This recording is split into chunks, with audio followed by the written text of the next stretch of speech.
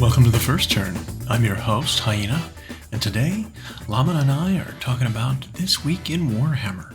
If you like what you hear, give us a like, comment, subscribe, or share, or let us know if there's something you'd like to hear us talk about. Alright, let's get to it. Welcome to The First Turn. I am Hyena. I'm Llama. Starting off your week. Starting off the week. Because it's Monday when they're listening to this, right? Shit. Yeah, it is now. Yeah. So recapping last week, what we've gotten information on? Killteam. All Killteam. It's the only news we've really gotten. Which, I mean, you pointed out, let no one say they don't support all their games. Yeah. Because, good lord, a whole new edition. This is the year of new editions. Middle-earth's got one, too. Jeez, like there's so many new editions for every single thing is getting something new. And some of it's small, right? In fact, the pre-order for Middle-earth is this week. Some of it's not that exciting because it's just cleaning up. It's hard to call it a new edition because it's like, well, core rules aren't changing. I kind of feel like edition... It's like a patch. Yeah, edition as a term should be reserved for that. Are the core rules drastically changing? No. Don't need to call it a new edition then. Right. Honestly. But Kill Team sounds like it's a minor thing. Maybe they're changing how the minutia works for agents and different subclasses of whatever. Core rules stay the same. Dice pool stay the same. For the most part, the action economy stays the same. I don't follow it much, but it sounds like the game really didn't have many issues. Yeah. Well, I think it's simple enough that it's hard to have issues. Look at 30K. It's hard to have a balance issue there in that game. Yeah, because you have 18 Space Marine. Everyone plays the exact same thing, pretty much. I mean, there's like one or two unique units per army.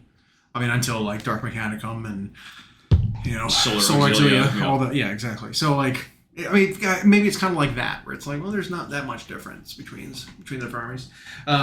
We are getting 2 new armies, which I don't know if we talked about.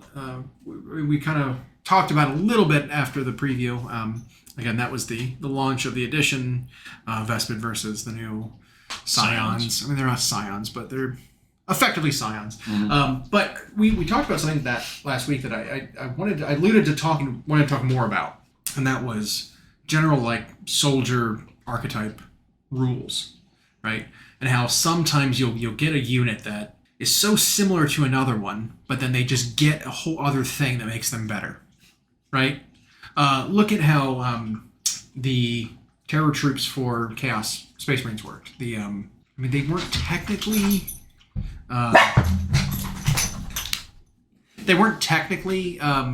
because you had Warp Talons and you had but you think of them as being Night Lords, But the Warp Talons had the rule where they killed a unit, they could immediately go back into reserve and do that thing. That was a powerful ability. Yeah. Before it was like you didn't need to kill the unit, you just needed to fight, and then you were gone.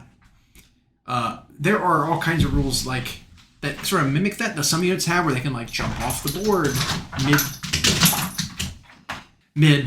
mid battle and then come back on later. I kind of feel like jump troops should just have that ability in general. Like if it's your movement phase, you're a jump pack troop, you can leave, you can come in the following movement phase. That should just be an ability that all of them have. And then the terror troop thing is like, well, if you wipe the unit, you get to do it after you fight, as that's your special thing. Not being able to do it at all, which is such an advantage over other ones. Some stuff like that I feel like should be rolled into the unit type. That would give, a reason to take a jump pack troop over, say, a foot troop that is close combat oriented. If you could like reposition yourself just as an ability because you have a jump pack, that might be pretty useful over a guy who just walks. And maybe doesn't move quite as far, but maybe you don't care about them moving 4 inches shorter or something. So I don't know. But that kind of ability I feel like should be on more troops. It's just like general, I have this rule kind of thing. Well, so the thing is when they give that sort of thing to only one unit, what ends up happening is then when they do decide that very thing down the road, like, this really should be on every troop that's similar, then the people who got to enjoy that rule all by themselves complain that now everybody has it. Yep. And it's like, well, you could avoid that if you just... Well, it's funny because they don't lose it. Right. They don't lose it. It's just they don't have to share it. Yeah. And they don't like that. Yep. It's like, what a pedantic reason. Like, you know what I mean? I'm going to take my ball and go home because now everyone could do this. It's like, yeah. So, but you're right. You avoid that kind of a thing of like a special snowflake ability being so exclusive, but yet makes sense for everyone to have it, you know? So, I mean, we were talking about the Scions with that, and maybe the new Scions, if they jump pack troop had that kind of ability, maybe all of them. Well, because if the rest of the Scions can still deep strike, and they're going to be cheaper on foot than with the jump packs, I don't know what incentive you had to take the jump pack guys. Yeah. Because I can just take my cheaper dudes on the ground and deep strike them.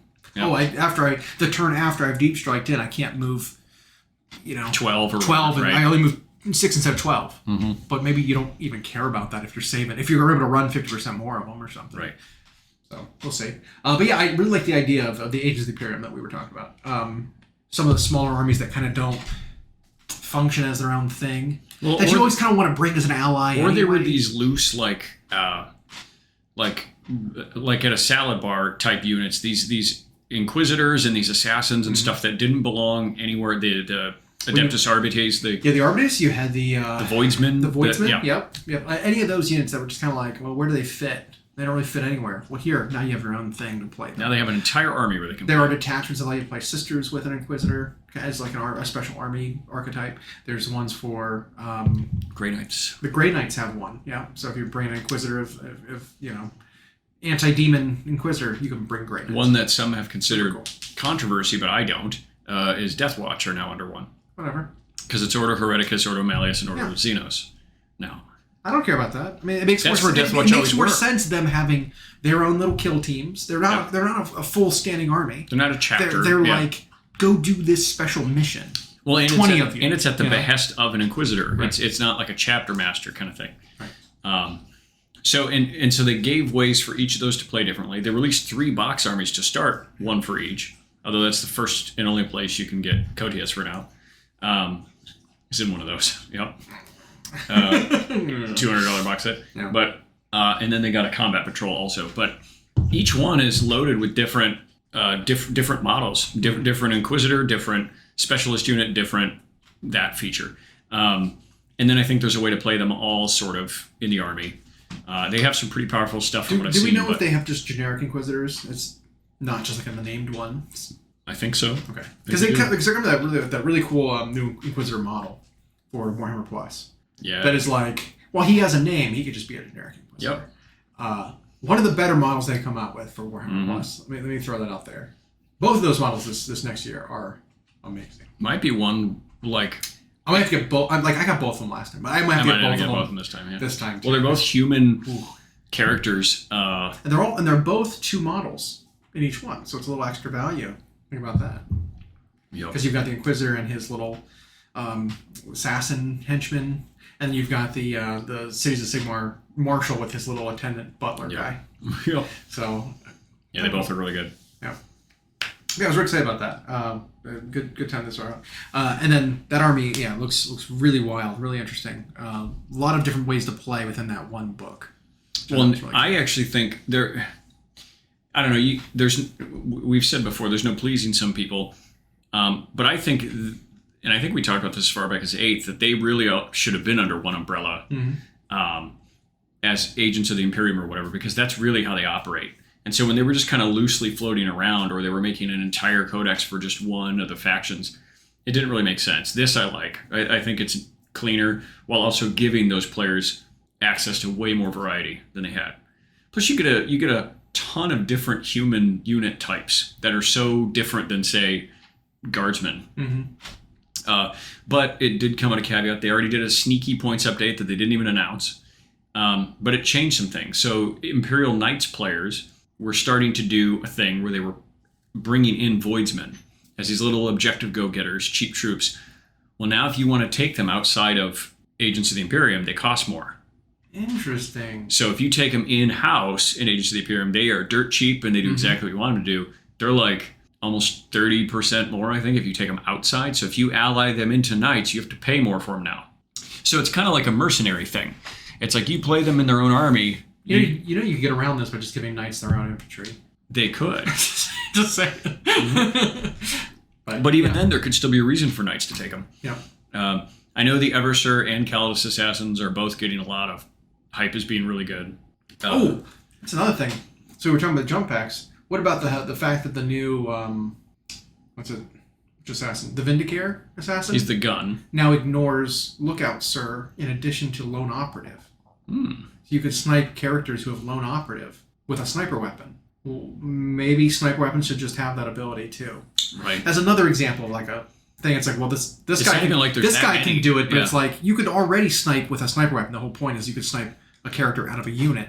But what if a character is standing next to a unit and gives them Lone Operative? Can't snipe them. Right. It's like, why? That seems like about the same thing to me. It's like, I see him there. Joining a unit or standing next to a unit and having that rule, it's like, that should be the same kind of thing. Sniper weapons should be able to like pick off those characters. That's the whole point.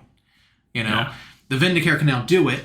Well, maybe now all snipers can do it. Because there aren't that many snipers in the game. You know? They're very like role specific, matchup specific kind of things. Well, they're not all like from downtown long range either, because some of them, like the Killamorph, he's got to be... They're not all wounding on 2s for multi-damage. Sometimes they're just like, well, it's a strike 3 or 4 gun, 1 damage.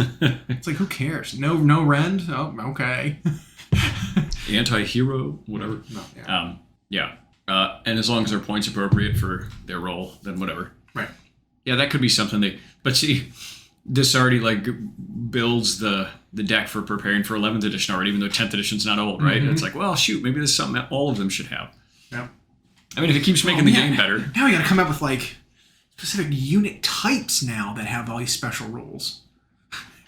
Go back to beasts. Go back to mounted as a special thing, and you've got these rules associated. Go back to infantry, and you've got these rules associated now. Like, this seems like 6th and 7th edition how they did their thing. Yep. You know. Oh, you're a beast. Well, your movement is 12 instead of 6. You know, like that was a special rule that beasts had. You know, it's weird. And we have a little bit of that in AOS, the new one. Which there needs to be more for both games, really, because like we've said before, it's they scratched on the surface of it. Maybe to get people warmed up to it, to get them reacclimated with the idea of it. But like they could have gone so much farther within their own constraints. Be able to cover so many more cases and create more unique abilities and things like that. Which First String Games is going to run an AOS event tournament. Yes, I heard about that. Match play, first weekend in October, 2,000 points. RTT. 3 rounds, one day. Dip it in. If it's success and proof of concept, then we can have those at intervals as the game progresses, because we're going to have Battle Tomes starting to come out. I'm going to participate in that one. But maybe I won't aim for winning. I'll do best painted. If I can do that. You have a holy painting one. There's going to be a lot of people there with gray legions. Yeah, exactly. And I mean, we've done sort of some of the painting judging for our tournaments locally, and we know the paint quality. Call it. Know the bar of play armies, right? I mean. Out of a 70-person tournament, you have maybe 3 or 4 that are noteworthy of like, these are good paint jobs. If we have an event that's only 20 people, what do you expect? You know, I don't like to say disappointing. It's just, but I know when we go to like Adepticon and we walk around the tournament tables there, you will see so many where people put in that little extra effort.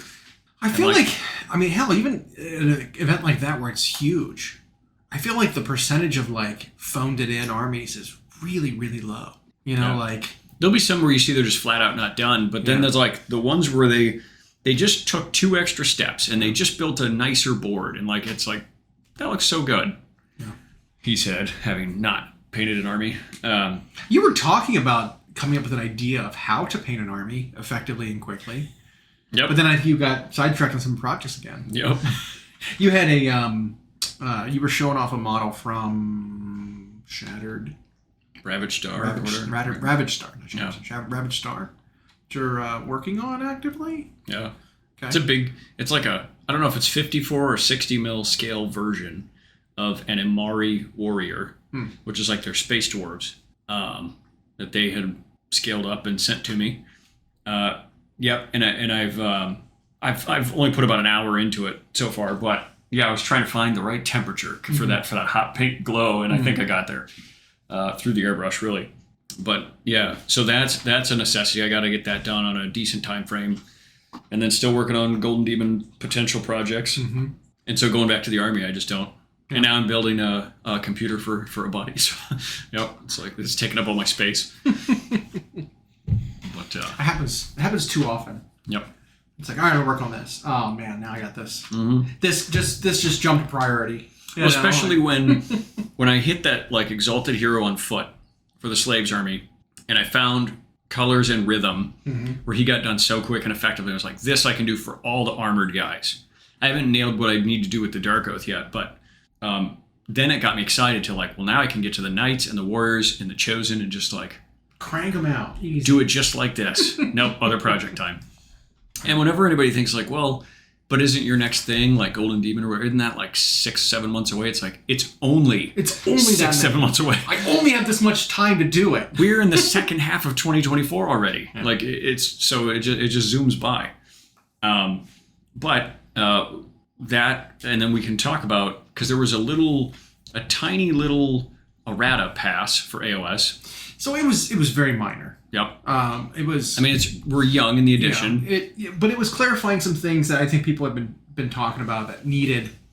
I don't know. Call it not emergency, but like needed fixing and clarification before it started becoming. The wrong interpretation was the norm. Yeah, because I noticed it was heavy on the Q&A side. Yes. And with a big event coming later this week in Nova, which will have a major AOS tournament, they probably wanted to make sure that was figured out. So one of the biggest abilities that I think one of the most impactful abilities is one of the commands for leading combat without taking damage. Basically, it's called breakthrough. Mm-hmm. Breakthrough, I think, where it's at the end of the turn you can leave combat. I think you even deal damage to your opponent if they're like smaller models than you are. So like you can do it on your opponent's turn after they've charged you and you've survived. You could like leave combat, and then on your turn you can move and charge something else. Well, the key is that you can only move through enemy engagement ranges while you're leaving. The way it was worded before sounded like you could move through enemy models and their engagement ranges, not just their engagement ranges. Right. So it was like people were interpreting it as like, okay, we'll ride through, right? Or charge breakthrough. I charge a unit at the end of my turn. I break through by going through them and past them. Because that's how the wording of the name and you get to the thing behind them or whatever. You get to the thing behind them. Yeah. So it's like, okay, well, that's how we're going to play it. It's like, no. Mm-hmm. Unless you can fly, you still can't move through enemy models. So with this ability, you can like move through like combat range of things, but you have to like leave combat with them. Yeah. Which still makes it an amazing ability, mind you.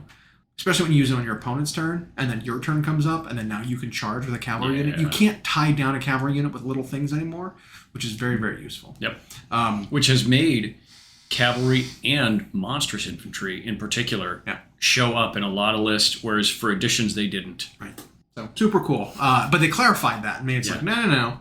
We specifically said in there, enemy models engagement ranges, not enemy models that you're in combat with and their engagement ranges. Right. So they clarified that, and that drastically changes how that ability works. Again, still great, but now cleaner. And so a lot of that stuff. A lot of the changes they made to units themselves, I noticed, were just base sizes. They had messed up base sizes on their basing guide. Oh. So like the old Slan model was on a 50 mil base. It was tiny. The new one's on an 80. Yeah. Well, the sheet said 50 last time around. Whoops. They moved it back to 80. Chosen used to be on 32. Now they're on 40s. The PDF said 32s, and people were like, what? Yeah. We got to go put our Chosen back on 32s, and it's like, no, of course not. They don't even come with 32. They didn't come with them, right? Like, no. And so it was clarifying that kind of stuff, and it was whatever. So minor stuff there, but a lot of FAQs to clarify things, and without actually changing endless spells, they nerfed a couple of endless spells. Specifically like some of the more egregious offensive ones, where they would have a huge impact on a large portion of the board. Right, Purple Sun is a really good example. It's the boogeyman right now because it's on a 100 mil base or whatever it is. It has a 6-inch aura, so I mean, 100 mil is what is about 6 inches. No, 4 inches wide. Right. Yeah, 30, 12. Yeah, about 4 inches wide, 6 inches on each side. So you have this 16-inch bubble on the battlefield that is affected by this -1 save aura. And so if you move it and you can move into and end in enemy's engagement ranges with this spell, if your units are 4 inches apart, you could plop a Purple Sun down in between two units and then affect the entire enemy army. Right. Well, now it's like unless you charge, you can't go with an engagement range. So you have the 3 inches in front of the enemy unit, you have the 3 inches behind them, and then you would need a 4-inch gap, and then 3 inches outside of an enemy unit. So like 2 enemy units have to be, what's the math on that? 10 inches apart in order for you to land behind a unit and in front of another one. Right. And that's perfectly that far apart. You're not getting there anymore in the movement phase. You could charge and it can fly and you could end behind them, but not being able to get all that army covered in the movement phase so you can shoot them with increased rend really, really nerfs that spell. It does. And it's like, good, because that was bullshit before. It was. Like, you'd be able to, like, I'm just going to move through you and end behind you, in engagement range with you and your buddies, behind you. All I need is 4 inches to fit. That's what she said. Right. But, like, that was easy to accomplish. Yep. A 10-inch gap is not. That's what she said. Mm-hmm. So... 10-inch gap's not easy, is it? And so, like, that is a massive lowering of the power on that spell. Without having to just, like, change what the spell does and without having to do some other kind of nerf bad thing. Yep. And who knows, we might see that does enough. I mean, maybe the lore is good enough that it still gets played a lot, but that could change a lot. Yeah. Because the more I read the other universal spell lores, the more I was like, well, these other manifestations are just, like, not much better than any of the faction ones. Right. It specifically was Morbid Conjuration and Purple Sun that were the boogeymen. That spell alone was almost the sole reason people were cron-spining everywhere. Yeah. Which I don't know if he's going to be as good. If he's not eating as many Purple Suns. I don't know. He's still really, really punchy. He is? I could still see, just in case they have something, because they're free, you could still bring him as a counter. You could. So. And the trade-off, I guess, is you only get him. He's his own lore. Yeah. Yeah. There were some points. I didn't notice any points. I'm not sure. I think they put... So it was neat. It was subtle, but there were some of the sheets that you looked at where nothing changed. Yeah. And then it would just be the little word updated. Okay. Would be in the upper right. And it wasn't on every faction. Yeah. So I think some didn't. Some of them just had an asterisk. And I think the asterisk just meant we changed something. But if it was a points change, it wasn't an asterisk. Yeah. That's where you saw like the base sizes. Was that little like star. So I looked through it. I saw some stuff. It wasn't that big of an update. I don't know if there's a massive balance issue yet. Yeah. Besides maybe ogres. Maybe. I mean, but even then, there's like, they're not just winning them all. Right. I'm glad to see they are winning, but I think it's probably like a paper scissors rock lizard Spock kind of situation, where it's like this army beats these other three, but it loses to these two kind of thing. Like it's a big web of like counters. So it is a complicated beast, but it's not just a straight up like triangle of like these three are the top and they beat each other. Yeah. Because we've seen it where I think if we were to guess, the most common first place finishers have been Night Haunt, maybe Ogres, and then I don't know what you'd say is a third one, but I know one of those two is a bad matchup against the other, and then. One of them will just be like randomly bad against slaves, and one of them will be randomly bad against Lumineth, and so like, I just don't think there's anything that's been unchecked running away. They haven't done their first like meta watch thing to show us yet, but maybe they're waiting for Nova, and then we'll see that. But I don't feel with the results we've had that anything's too out of whack yet. Right. So we'll see once the battle tomes start dropping, I guess. I think some of the weaker armies are probably Karadrans. They've not shown up much. Yeah. Stormcast has not shown up at all.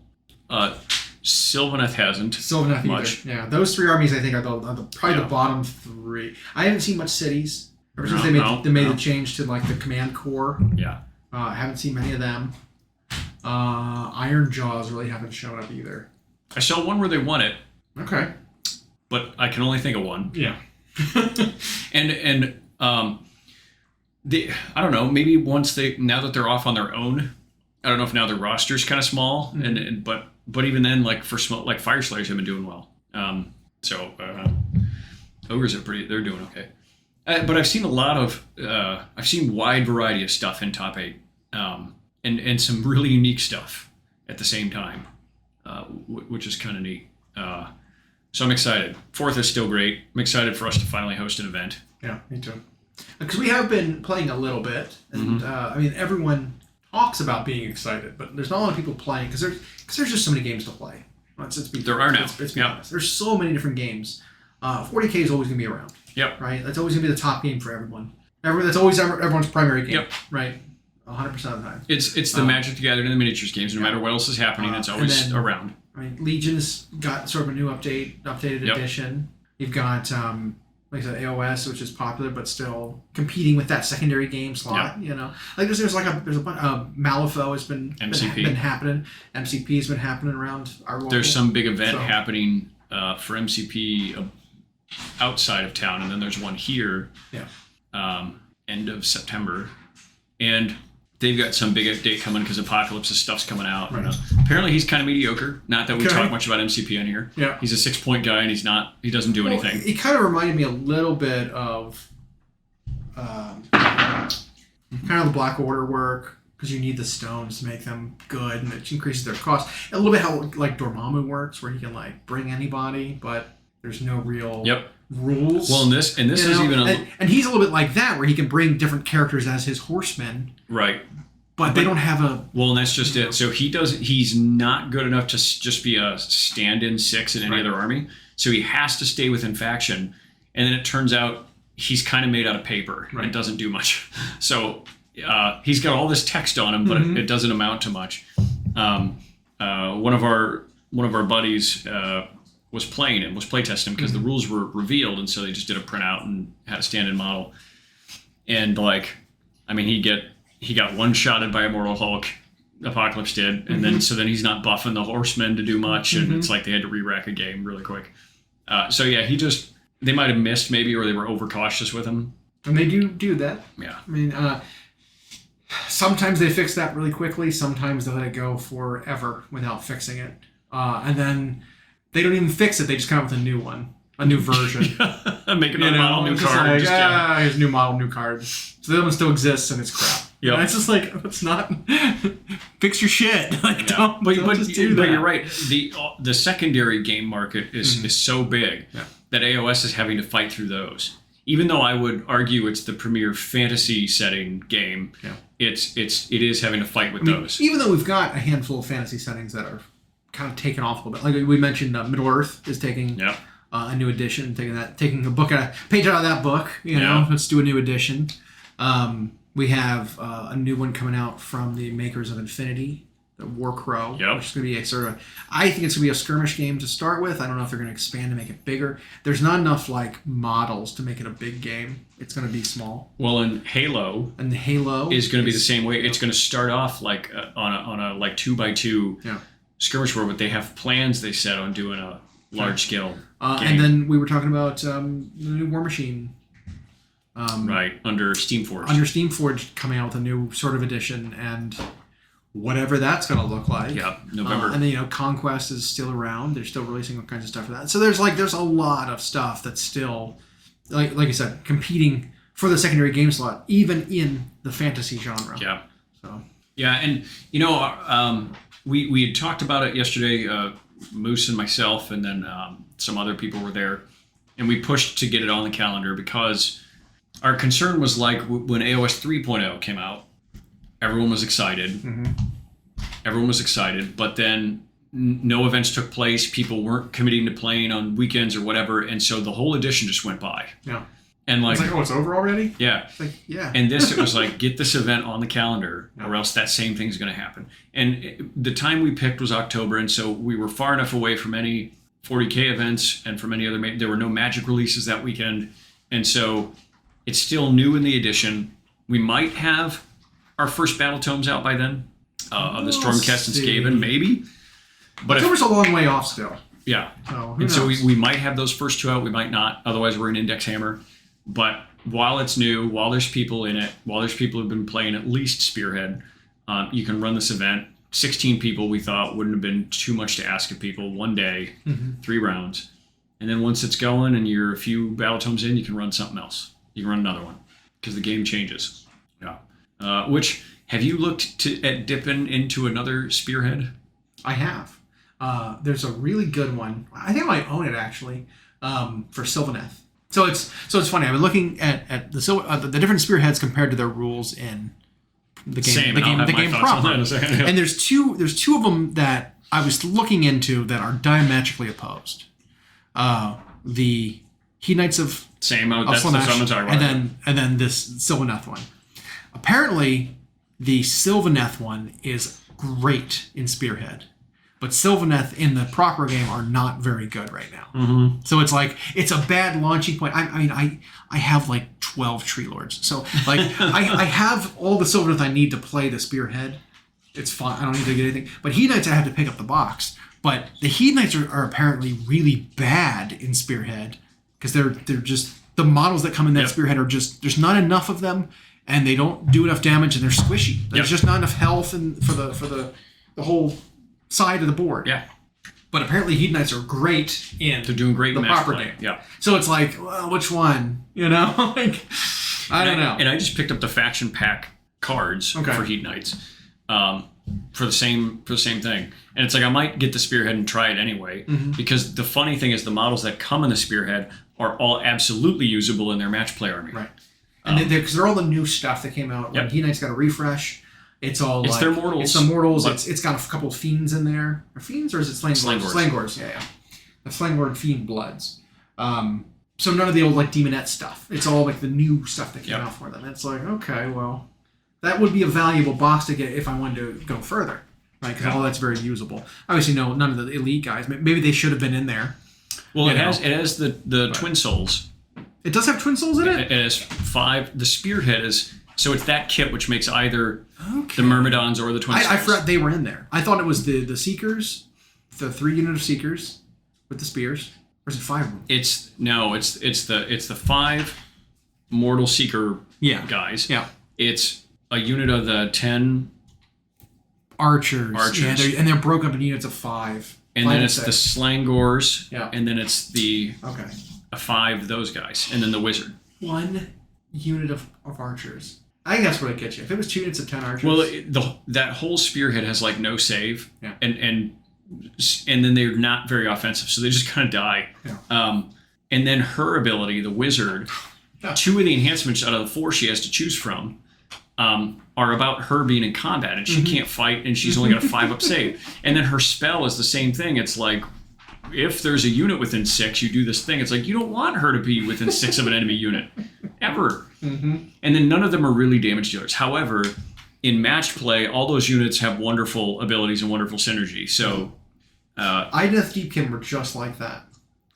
And they're exactly the same thing. Where they've got like 1 quick unit, that's the Eel Riders, who are like the Sibrite, the Seekers, the guys with the spears. Very similar. It's got the Shark, that's kind of like the Fiends. Right? Yep. You've got 2 units of 5, just 1 wound infantry guys. Yep. It's like the Archers. And then their elite thing, do they even have anything elite? They had anything else? And there was like a character who was a wizard who did nothing, whose artifacts wanted him to be in combat. It was exactly the same thing. That's like, and they play the same way. They've got no saves. They've got no real damage output. Like, it was just like, how is this supposed to keep up with any other Spearhead? It doesn't make any sense. Because I played against the freaking goblins, and that one's oppressive. The Gloomspike gets very good. Because the trolls are insanely good. And they got 2 units of 5 Boingrots, and then 2 units of 10 goblins with nets. Yep. It's like, how do you deal with that with this? And the nets can grind on any infantry. Those bounders just jump over and do mortal damage. Yeah, it was gross. It was like that one was very, very good. Yep. But these 2 elf ones, they call them elf ones. The Slaanesh plus the Idneth just... Sylvaneth. Yeah. The Idneth one. The Deepkin. I know. For 2, you said Slaanesh. Yeah, Slaanesh 2. Okay. Those 2 are very similar. Yes. And they're just not very good at Spearhead. But like I said, on the opposite side, that Sylvaneth one is apparently very, very good. Okay. That'd be fun for Spearhead, so that would be cool. Because you don't have to worry about their trees. That's the thing. It's like so much of the Sylvaneth in... the proper game has to worry about your forests being in the right positions and not stomping on them and like standing on them and blocking you from teleporting to them and stuff like that. So there's like a points premium for all those teleport abilities that you can't use because your opponent's going to be in the forest. Yeah. And so they end up having a very small army on the table for the 2,000 points, and then they just can't really do much because they're not that quick, So they just kind of flounder, kind of get, you run circles around them, and so we can't really compete. But I am picking up that we were talking about other small games. I'm picking up that War Crow one just for the models. I really like to look at those. The game seems super duper complicated. Oh, okay. I read through the core rules for it, and it's a lot. I mean, would you expect anything from the makers of Infinity? That also has one of the most complicated rule sets. When it probably doesn't have to be, but yeah, it really doesn't need to be. But it's very, very complicated. Are they the ones who make the Halo one too? No. Corvus Belli? I don't think Corvus Belli makes the Halo one. I don't know who makes it. I think it was Mantic was making the... Oh, that might be it. The Halo one. Because that was their like big new chance. Because Mantic has chances all the time to make their thing. Because they did Kings of War, they did a couple other ones. But this is their new one that they've got a proper IP Flashpoint, with their own new IP. Or it's not their own IP. It's a new established IP that they're going to run with, and maybe that'll really break them through. It'd be cool. But it's been in this like pre-release phase for a year, But it's weird because we saw it at was it Adepticon this year where they had them and they're like, oh, but we can't sell them. Wink. It's like, what do you mean can't sell them? Wink. Because they said wink. Yeah. And it's like, well, if you get a pre-order copy of it right now and you buy it, we'll give it to you in person. It's like, so you're selling it? Because there were all kinds of people walking around with it, like the small box, the fold out cardboard. You had like 6 models in it, and that kind of thing. It was like, so you're selling it? No, it's still pre-order. Wink. It's like, stop saying wink. Do you want it or not? It's like, it was really funny. I personally would wait for like the bigger box where it's got like 20 Spartans in it when it finally comes out. 6 is like that's just it. They released it at they had the 6 Spartan one at Gen Con at a big discount because it doesn't technically come out till October. Okay. So I was able to just what's a big discount? It's only like $85, wasn't it? Is it still that? It was $100 at Adepticon. Okay. It was $75 at Gen Con. All right. So I was like, it's like $11 a model. It's fine, whatever. But and you get the terrain. It was fun to play-ish. It was very simple. It was very swingy because there were so few dice you were rolling. Yeah. And so it was one of those games where it's like, well, first roll of the game, sniper rifle, dropped a guy. Yep. I'm on the back foot now. Because, I mean, it's all about...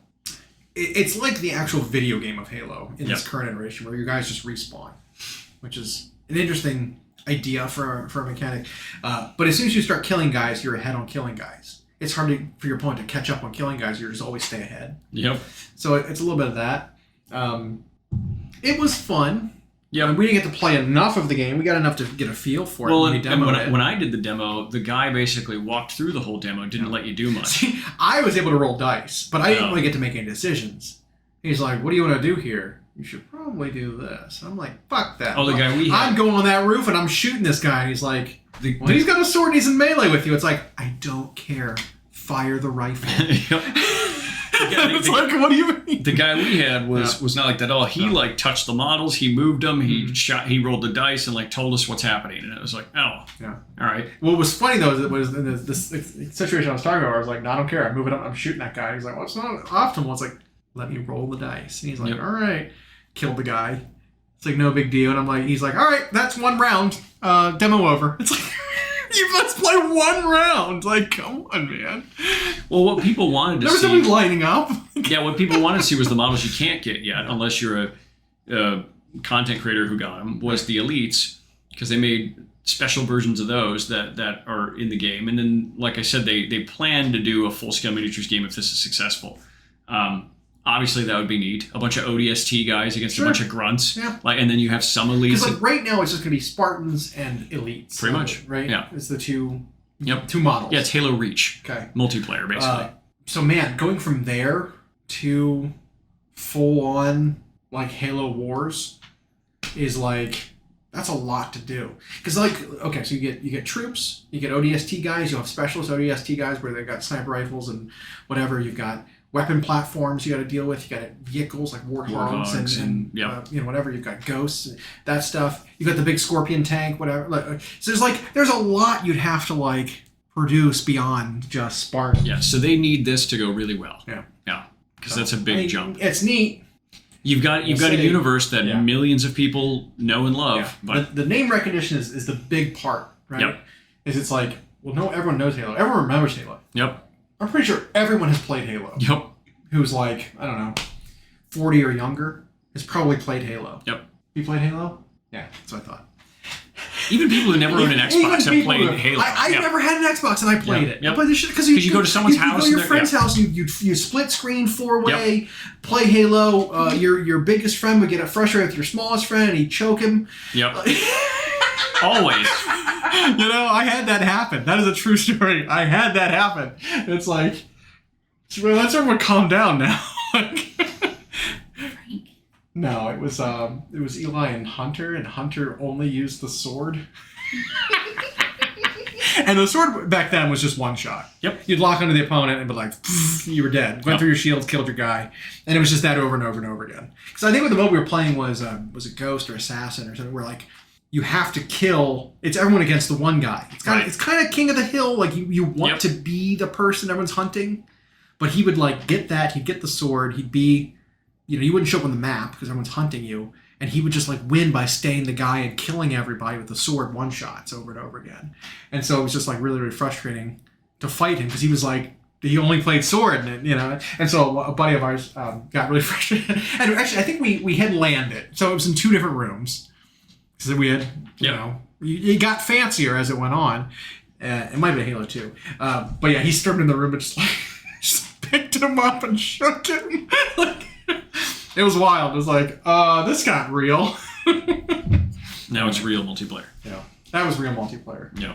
No. I went to a bachelor party where that was what we did was it was a hotel. We had 2 rooms, 2 TVs per room. All of them were hooked up. Halo multiplayer. It's pretty for cool. Hours. It was great. Yep. Screw strip clubs.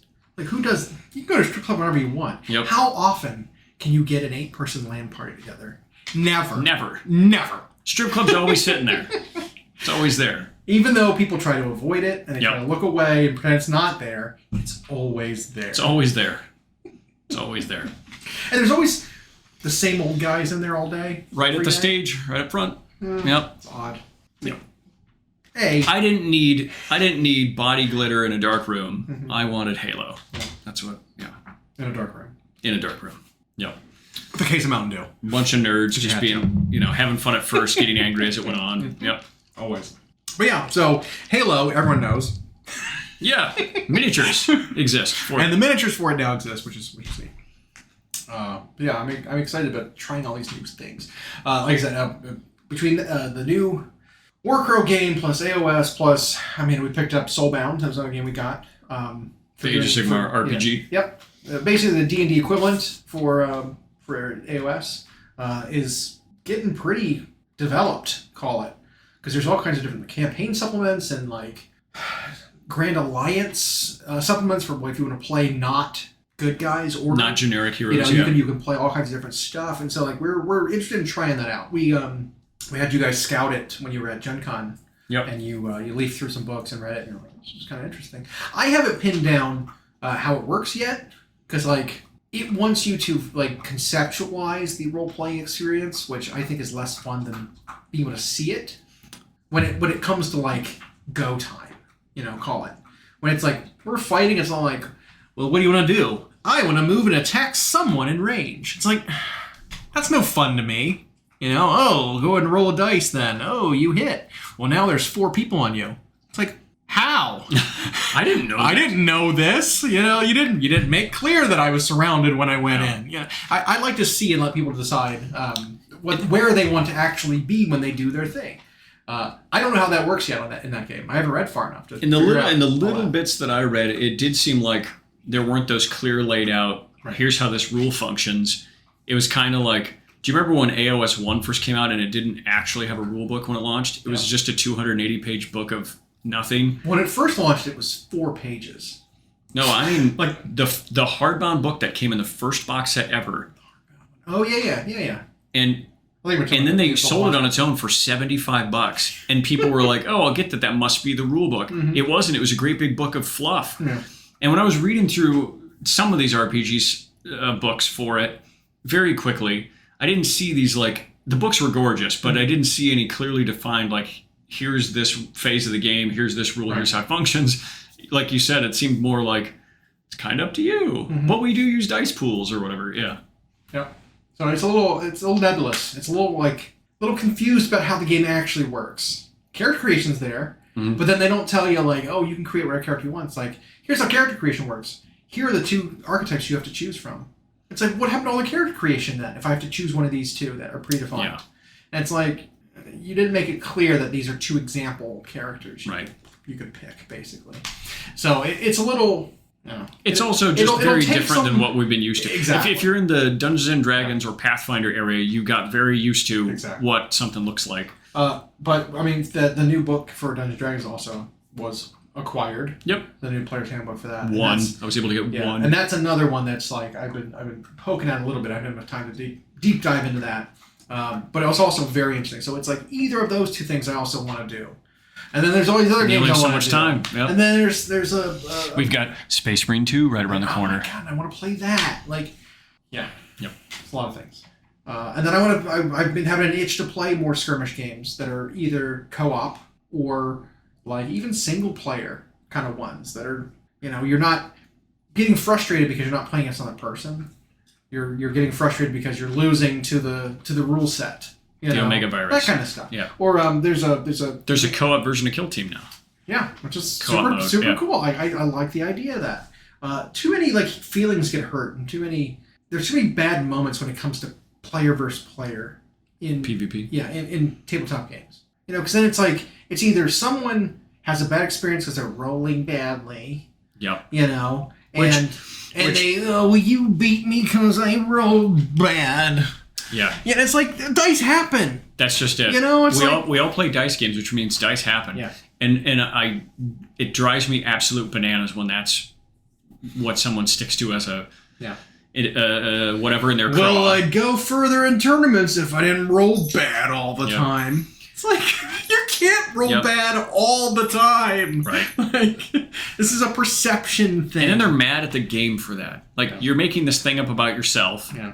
Like it's an outside force you can't control, and then you blame the game's rules for your rolling. Where at least in a cooperative game, if your rolls are bad and your character dies, it creates drama and it creates story and it creates that kind of thing. It's not just like, oh, well, you beat me. I lose now. It's like no, we as a group still have a chance of winning. It's that kind of thing. So, but there was one that is PvP. Frostgrave? Is that what it's called?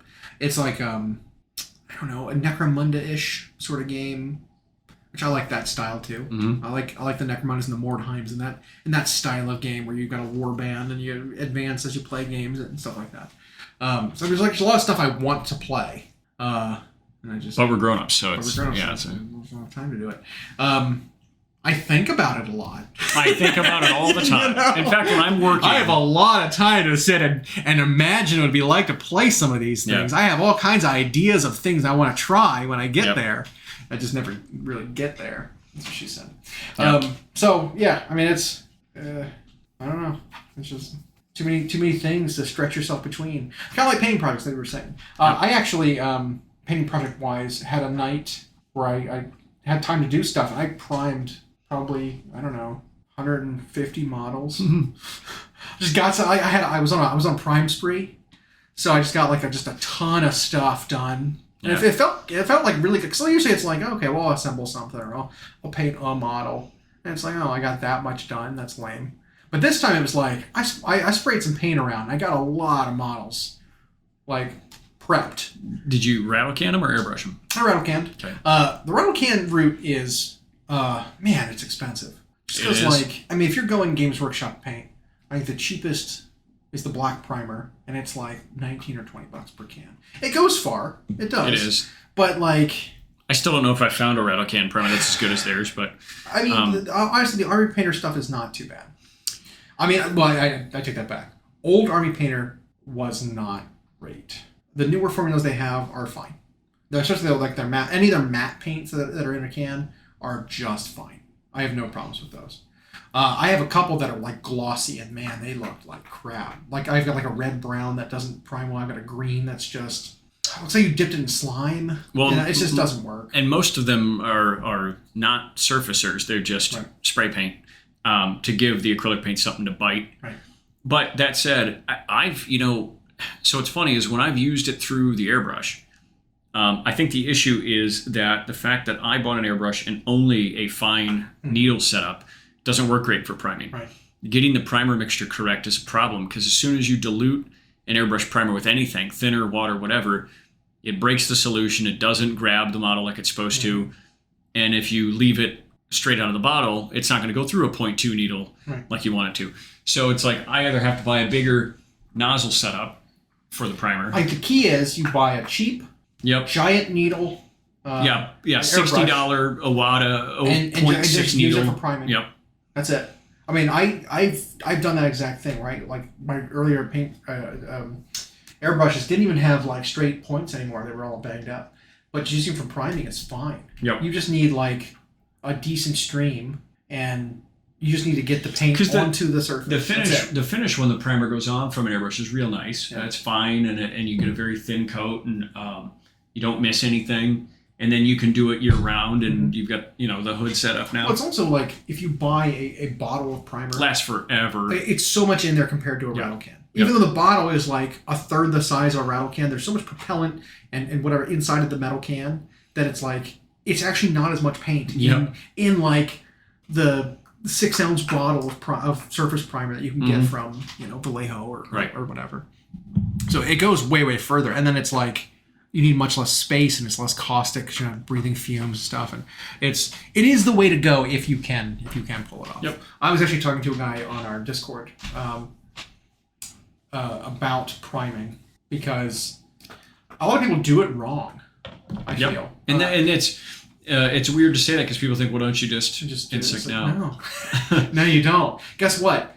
Whatever color your primer is doesn't matter. That's the biggest takeaway that people don't realize. It's like, well, what color primer should I use? It's like, who gives a shit? You're just prepping the model so you can paint it. Yep. You don't even need full coverage, and that's where I was like talking to the guy about it. It's like, look, you used about 5 times as much primer as you needed to for this model. You obscured detail. You filled in details, and while it's a Games Workshop model, it's like you'll probably be able to reclaim some of that and still have some of the details show. But you filled in so much crevice with paint that you've kind of smoothed the model out. You turned it into an egg. It's so thick on there just to get a solid color on the model, and it's like you're not ending at this color. Why are you worried about getting this color as a solid coat? Yep.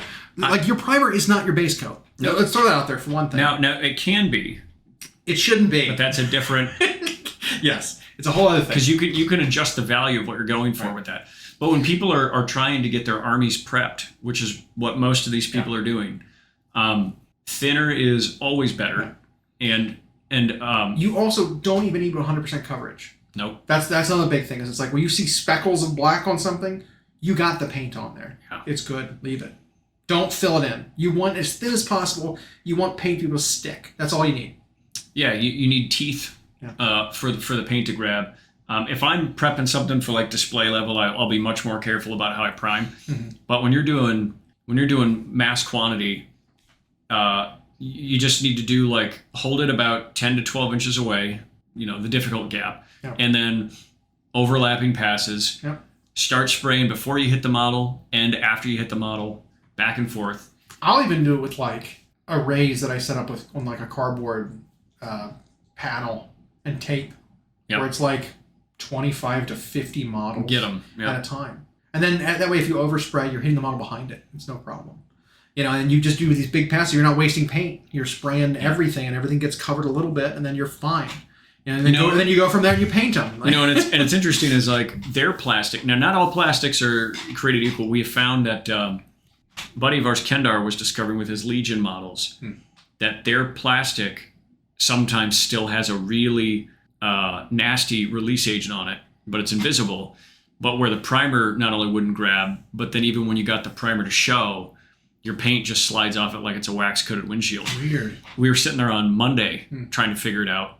And like GW plastic, you can almost paint on it without primer.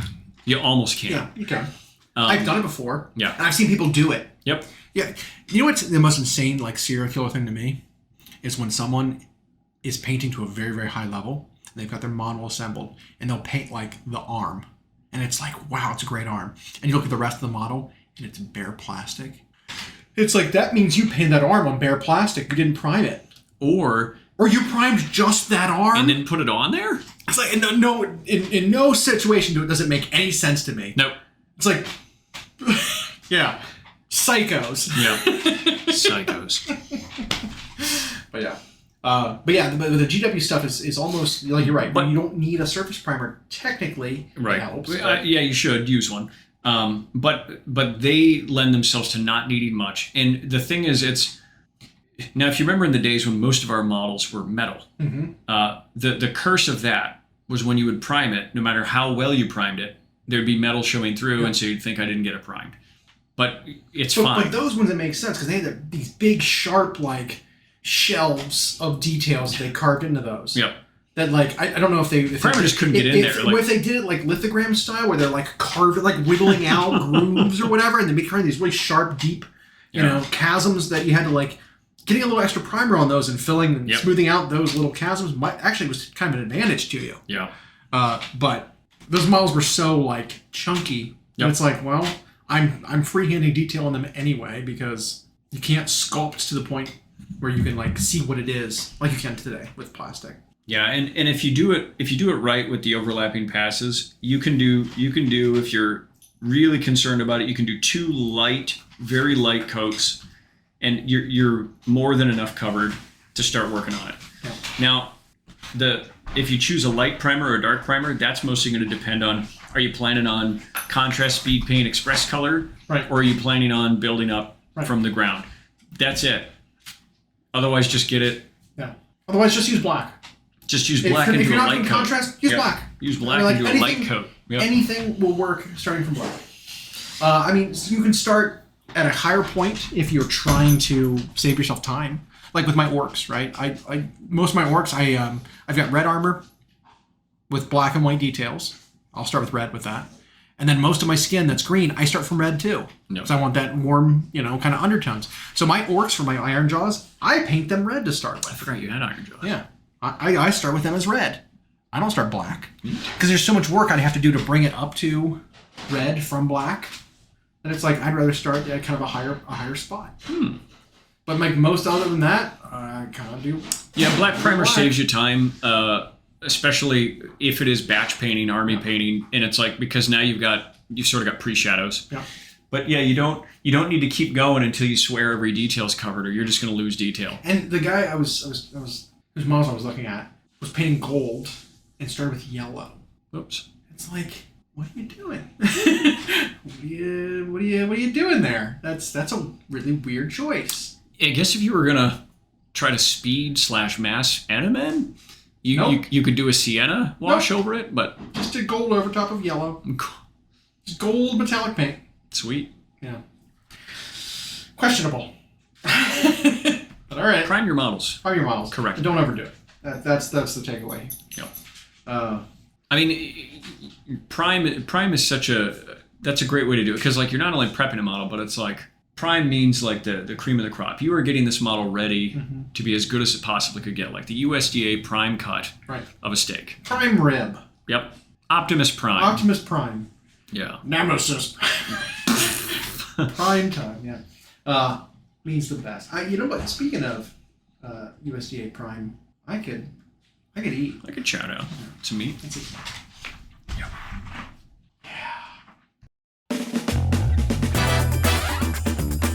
Thanks for joining. We hope you enjoyed. Follow us for more of our weekly episodes on YouTube podcasts, Spotify, and Podbean. You can follow myself and Llama on Instagram. We are at Llama Paints Minis and Hyena Paints Minis. Music provided by Kevin MacLeod at incompetech.com. And as always, we'll catch you next time.